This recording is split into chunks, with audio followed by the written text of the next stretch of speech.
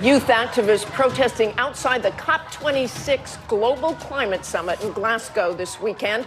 All month long, ABC has been providing unprecedented climate change coverage with our Climate Crisis Saving Tomorrow series spanning all 7 continents. And our chief meteorologist and climate unit managing editor, Ginger Zee, has been on the road investigating solutions to some of the biggest challenges. Ginger joins us now. Ginger, it's so great to see you this morning. We have seen you anywhere from the Indian Ocean to the Maldives, but I want to start with that $47 billion infrastructure bill and the climate change money that was put into that, the biggest ever investment for this nation. Tell us about the bill and what do you think it will mean?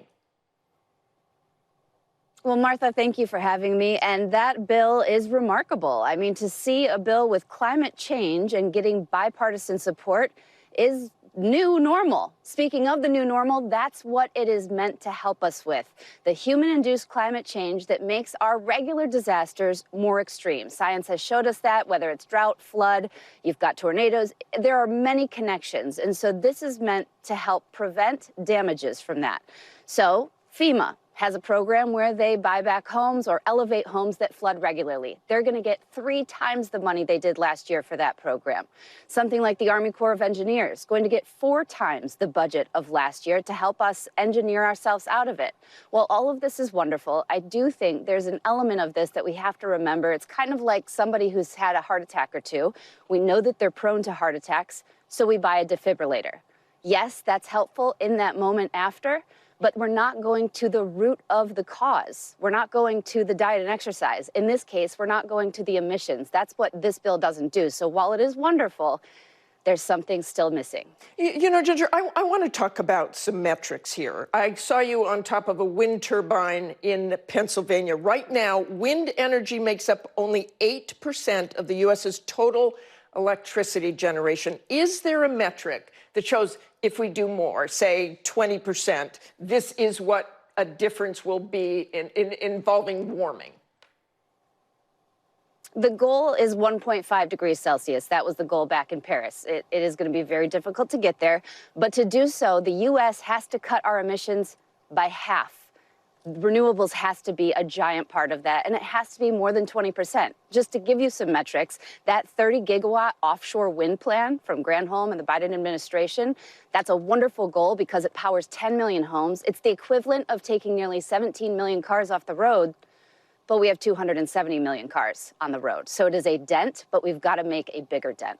And I think people look at wind energy and think, well, how much would that cost me on my energy bills if we all did that? Right. How much does it cost? And they want to know, do I save? So wind alone is going to take a while because right now, most of what you pay for, when I look at these power lines around me now, the infrastructure, the maintenance, the power generation getting to you, not only just the source. And so when that source changes, and onshore wind right now is cheaper than coal and nuclear, the same as natural gas, we're not going to see the benefits. A lot of these companies will go into debt even investing in that first. So I don't think you see it right away, but the payback comes in your health because the pollution is cut significantly and in the warming of our planet. And, you know, Ginger, I was just in Hawaii looking at climate change. You were in the Maldives, as we said, and we saw how these rising sea levels are ripping up the shores, ripping up homes. You saw all of that. Sandbags and sea bags and seawalls are a temporary fix, but what do you do permanently? Oh, this is a tough one because I think sea level rise seems very abstract to people. You talk about, a half an inch of sea level rise every year. You go, well, that's not that much. Until you start the regular tides, until you start coral bleaching, and you start to see the erosion in a place like the Maldives, where they will see by 2050, 80% of their islands uninhabitable because of seawater intrusion into their groundwater and because their islands are just getting eaten away. So yes, this is a big deal. And let's just start with what the best case scenario is with sea level rise. By 2100, best case is about a foot. A foot's a big deal, especially when you talk about regular tides. That can make some big changes. However, in a worst case scenario, Martha, we're talking about more than 8 feet of sea level rise. When I've been in a hurricane, if you were to add even 1 foot to some of these 10 to 15 foot storm surges, that's a big deal. Add 8, we're talking about catastrophe so far inland and so big at the coast. It's really hard for me to even fathom. Ginger, we have about 15 seconds. Tell me what we can do individually. I think a lot of people realize, solar, for example, is one way, but it sounds really hard and expensive. A community solar might be one of those answers. A football field of solar panels can power about 40 homes. So we start that way, but something you can do today, plastic. There is a new report out by the Bennington College and Beyond Plastics that says the plastic industry in the United States, as far as emissions goes, is about to outpace coal by 2030. So getting rid of single-use plastic could be the easiest thing that you could do today. Thanks so much for joining us this morning, Ginger.